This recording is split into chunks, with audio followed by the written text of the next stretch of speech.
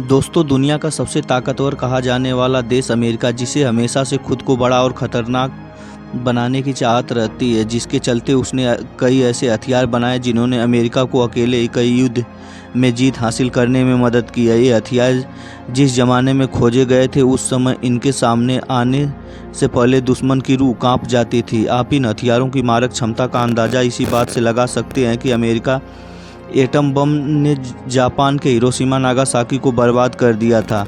आइए जानते हैं अमेरिका के ऐसे ही खतरनाक हथियारों के बारे में। The Gatling gun.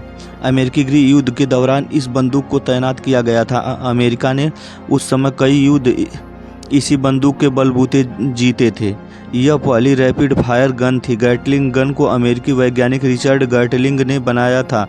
शुरुआती बंदूक के चारों ओर 6 नाल होती थी जो 1 मिनट में 350 गोलियां दागती थी। बाद में अमेरिकी सेना ने शोध करके इस बंदूक को और विकसित कर लिया। इसमें 4 की जगह 10 नाल लगा दिए गए जो 1 मिनट में 400 गोलियां दागती थी। समय बदलने के साथ साथ गैटलिंग गन की जगह द मैगजीन मशीन गन ने ले ली, जिसने प्रथम विश्व युद्ध में कहर बरसाया था। परमाणु बम। द्वितीय विश्व युद्ध के दौरान अमेरिका ने परमाणु बम विकसित किया था। 1939 की इस योजना को मैनहट्टन प्रोजेक्ट के नाम दिया गया था।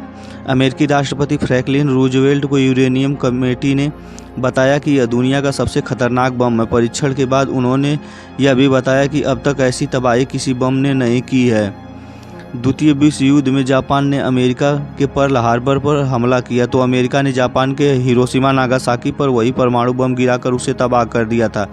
इस बम को जे रॉबर्ट ओपेनहाइमर ने बनाया था। इन्हें फादर ऑफ एटॉमिक बम कहा जाता है। इन्होंने द्वितीय विश्व युद्ध के दौरान एटम बम को विकसित करने में सबसे महत्वपूर्ण भूमिका निभाई थी। Precision guided weapons.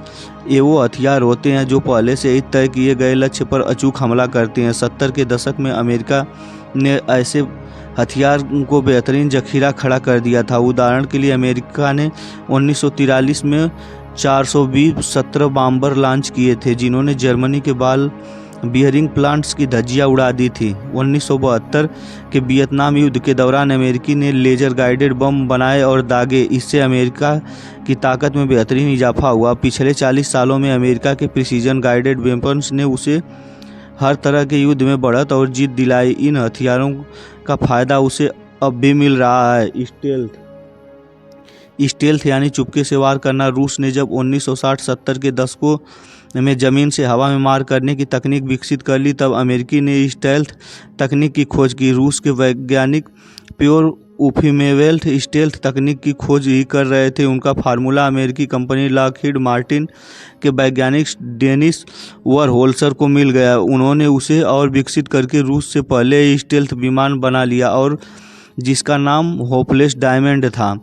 Hopeless diamond ही बाद में लॉकहीड F-117 लड़ाकू विमान में विकसित हो गया। 1981 में दुनिया का पहला ऑपरेशन स्टेल्थ एयरक्राफ्ट था। बाद में B-2, F-22, F-35 जैसे स्टेल्थ लड़ाकू विमान बनाए गए। ये विमान राडार की पकड़ में नहीं आते हैं क्योंकि इनकी गति और एंटी इंफ्रारेड तकनीक इसे राडार की नज़र में आने से बचाती है। B-2 spirit stealth bomber. US B-2 spirit stealth bomber दुनिया में सबसे खतरनाक बॉम्बर के तौर पर जाना जाता है। यह स्टील्थ एयरक्राफ्ट इसे कोई भी रडार ट्रैक नहीं कर सकता। ऐसे में यह दुश्मन को चकमा देने और लक्ष्य को भेदने में अत्यधिक सक्षम होता है। B-2 स्पिरिट स्टील्थ एक साथ 16 परमाणु बमों को अपने साथ लेकर उड़ सकता है। यह बॉम्बर अपनी एक ही उड़ान में किसी भी देश के बड़े इलाके को तहस नहस कर सकता है।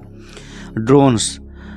जब आबे कारेम ने पहली बार जीनैट बनाया था, तब उन्होंने सोचा भी नहीं था कि आगे चलकर 1990 में MQ-1 प्रीडेटर नामक खतरनाक ड्रोन बनेगा जो युद्ध की परंपरा को ही बदल कर रख देगा। इसके बाद अगले 15 सालों में मानव रहित विमान बनाने के मामले में अमेरिका ने काफ़ी तरक्की कर ली। MQ-9 सी रीपर ड्रोन बनाया गया जो MQ-1 प्रीडेटर से ज़्यादा मारक और तेज़ था। इसके बाद नॉर्थरोप ग्रुपेन X-47B बनाया गया। यह फाइटर जेट है जिसे पायलट नहीं उड़ाते बल्कि रिमोट के जरिए उड़ाया जाता है। यह बेहद खतरनाक अमेरिकी ड्रोन है। ड्रोन का सबसे बड़ा फ़ायदा यह है कि इसे उड़ाने के लिए किसी पायलट की ज़रूरत नहीं होती। ये रिमोट से चलते हैं।